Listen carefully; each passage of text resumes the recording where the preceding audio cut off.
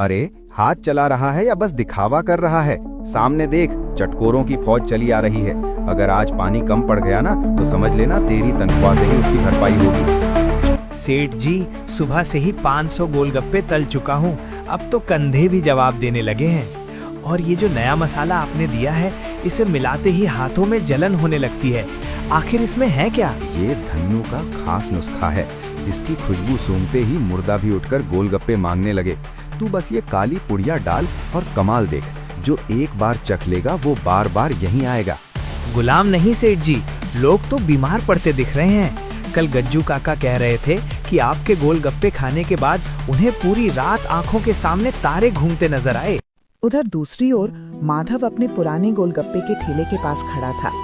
चारों तरफ सन्नाटा पसरा हुआ था और दूर दूर तक कोई ग्राहक नजर नहीं आ रहा था।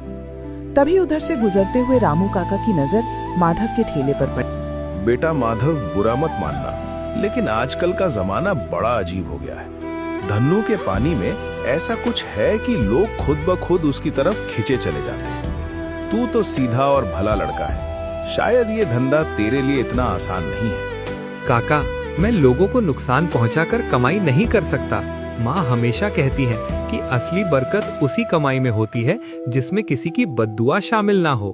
बेटा, तेरी बातें तो बहुत अच्छी हैं, लेकिन सिर्फ बातों से पेट नहीं भरता। फिर भी हिम्मत मत हारना। वक्त हमेशा एक जैसा नहीं रहता और कई बार खाली ठेला ही इंसान की सबसे बड़ी परीक्षा बन जाता है। रामू काका वहाँ से धीरे धीरे आगे निकल गए। माधव अपने ठेले के पास खामोश खड़ा रहा, सामने सुनसान सड़क को देखता हुआ। हे भगवान, आज फिर वही हालत हो गई। 4 घंटे हो गए और सिर्फ 2 ही प्याले बिके हैं। उधर धन्नू के ठेले पर भीड़ लगी है और मेरे पास सन्नाटा है। क्या मेरी ईमानदारी ही मेरी सबसे बड़ी परेशानी बन गई है? वहीं दूसरी तरफ धन्नू के ठेले पर लोगों की भीड़ उमड़ रही थी और उसके गोलगप्पों का तेज व अजीब सा स्वाद चखकर लोग हैरानी से एक दूसरे को देख रहे। अरे बाप रे, धन्नू भाई, इस पानी में आखिर डाला क्या है?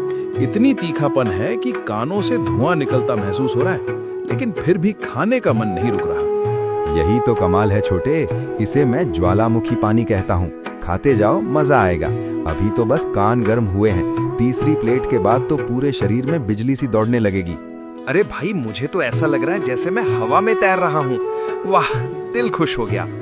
लो भाइयों, एक प्लेट और ले लो, जी भर कर खाओ। पूरे चमनपुर में ऐसा स्वाद तुम्हें कहीं नहीं मिलेगा, सिर्फ धन्नू के ठेले पर। धन्नू की बातें सुनकर लोग हंस भी रहे थे और गोलगप्पे खाते भी जा रहे थे। उसके ठेले के आसपास शोर शराबा और भीड़ बढ़ती जा रही थी। हर प्लेट के साथ धन्नू की जेब भारी होती जा रही थी और उसके चेहरे पर एक घमंडी मुस्कान फैलती जा रही थी। उधर रात काफी हो चुकी थी।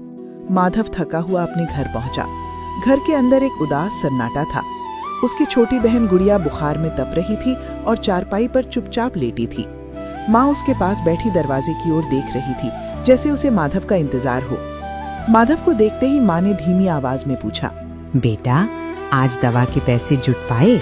माँ, आज भी दवा के पैसे नहीं जुटा पाया। लगता है जैसे धन्नू ने पूरे गांव को अपने स्वाद के जादू में बांध लिया है।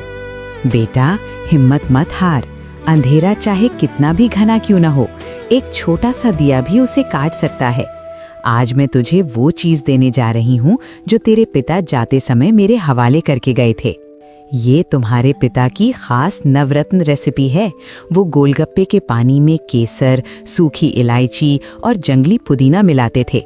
उनका कहना था कि जब इंसान का मन भटक जाए तो बेटा, आज दवा के पैसे जुट पाए? बेटा, हिम्मत मत हार। अंधेरा चाहे कितना भी घना क्यों न हो, एक छोटा सा दिया भी उसे काट सकता है। आज मैं तुझे वो चीज देने जा रही हूँ जो तेरे पिता जाते समय मेरे हवाले करके गए थे। तभी माँ अपनी साड़ी में से एक पुरानी पीली चिट्ठी निकालती है और चुपचाप माधव के हाथ में थमा देती है। ये तुम्हारे पिता की खास नवरत्न रेसिपी है। वो गोलगप्पे के पानी में केसर, सूखी इलायची और जंगली पुदीना मिलाते थे। उनका कहना था कि जब इंसान का मन भटक जाए तो उसे प्रकृति के असली स्वाद से वापस जीता जा सकता है। कल चमनपुर का स्वाद बदल कर दिखाऊंगा, ये मेरा वादा है। माधव की बात सुनते ही माँ की आंखों में फिर से उम्मीद की एक नई रोशनी जग उठी। उस छोटी सी चिट्ठी ने जैसे उसके आने वाले कल की दिशा ही बदल दी। अगली सुबह धन्नू अपनी दुकान पर बैठा पैसों की गिनती में लगा था। तभी उसकी दुकान पर काम करने वाला कल्लू बोला, सेठ जी, घर पर माँ बीमार है, 2 साल से तनख्वाह नहीं बढ़ी। आज कम से कम 500 रुपए तो बढ़ा दीजिए। अरे तूने ऐसा कौन सा कमाल कर दिया? मसाला मेरा, दुकान मेरी, तू तो बस यहाँ काम करने वाला एक छोटा सा हिस्सा है। ज्यादा जुबान मत चला, नहीं तो ये खौलता पानी तेरे ऊपर गिरा दूंगा। निकल यहाँ से।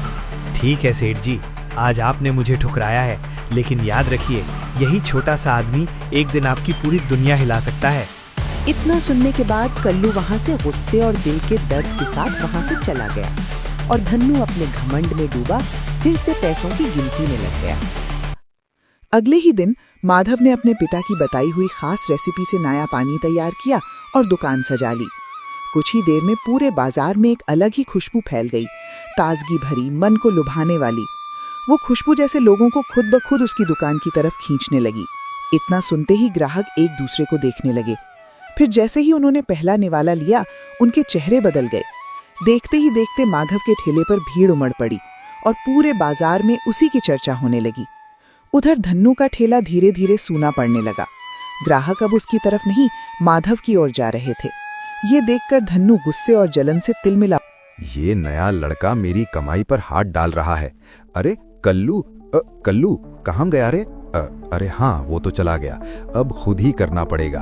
इतना कहकर उसने जेब से एक लाल शीशी निकाली। हकीम ने कहा था 2 बूंद काफी हैं, लेकिन आज सब डाल दूंगा।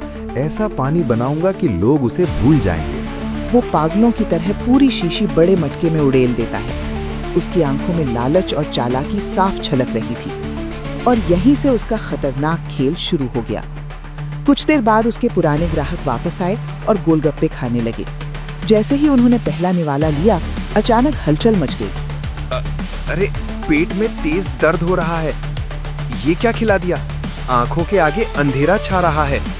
अरे नहीं नहीं, शायद गर्मी की वजह से हो रहा होगा। पानी तो बिल्कुल ठीक है।